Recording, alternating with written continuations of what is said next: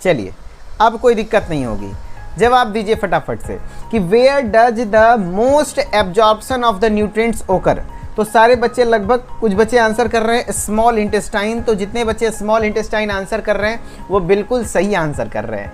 अगर क्वेश्चन ये पूछ दे कि सबसे ज़्यादा एब्जॉर्प्शन कहाँ होता है तो स्मॉल इंटेस्टाइन में होता है, और सवाल अगर ये पूछ दे कि मोस्ट डाइजेशन कहाँ पे होता है, सबसे ज़्यादा डाइजेशन कहाँ होता है, तो वो भी स्मॉल इंटेस्टाइन में ही होता है।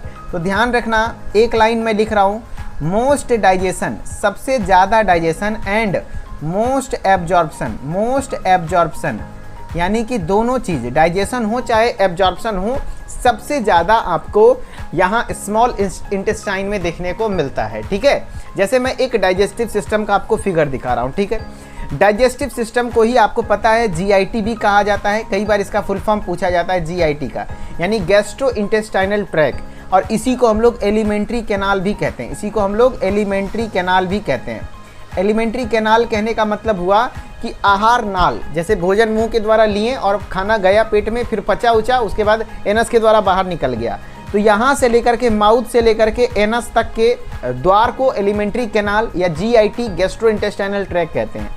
तो उसमें ही सवाल है ये स्मॉल इंटेस्टाइन को लेकर के कि सबसे ज़्यादा डाइजेशन और एब्जॉर्प्शन और डाइजेस्टिव सिस्टम का सबसे लंबा भाग, सबसे बड़ा भाग भी यही होता है स्मॉल इंटेस्टाइन। नाम है स्मॉल, लेकिन सबसे बड़ा भाग भी कौन सा होता है, स्मॉल इंटेस्टाइन होता है। जी हाँ, और अगर बात करें कि स्मॉल इंटेस्टाइन में सबसे ज़्यादा डाइजेशन भी और सबसे ज़्यादा एब्जॉर्प्शन भी। ठीक है, अब बात कर लेते हैं कि खाना कैसे जाता है, कहाँ क्या होता है, थोड़ा बहुत मैं बता देता हूँ।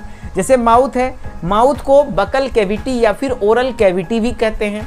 यहाँ पर फूड का मैकेनिकल डाइजेशन ज़्यादातर होता है, यानी कि फूड को आप चबाते हैं, है ना, चबाते हैं, और वो चबाने के बाद वहाँ लार सेलिवरी ग्लैंड क्या प्रोड्यूस करता है, लार प्रोड्यूस करता है, और लार में वो खाना बन करके मिल जाता है, और वो ईसोफेगस के द्वारा खाना नीचे की ओर जाता है, और उस ईसोफेगस को फूड पाइप के नाम से भी जानते हैं। देखो, मेरा एक क्वेश्चन से मतलब है कि 2-4 कम से कम 10 क्वेश्चन बताया जाए, समझ रहे हो, तो ध्यान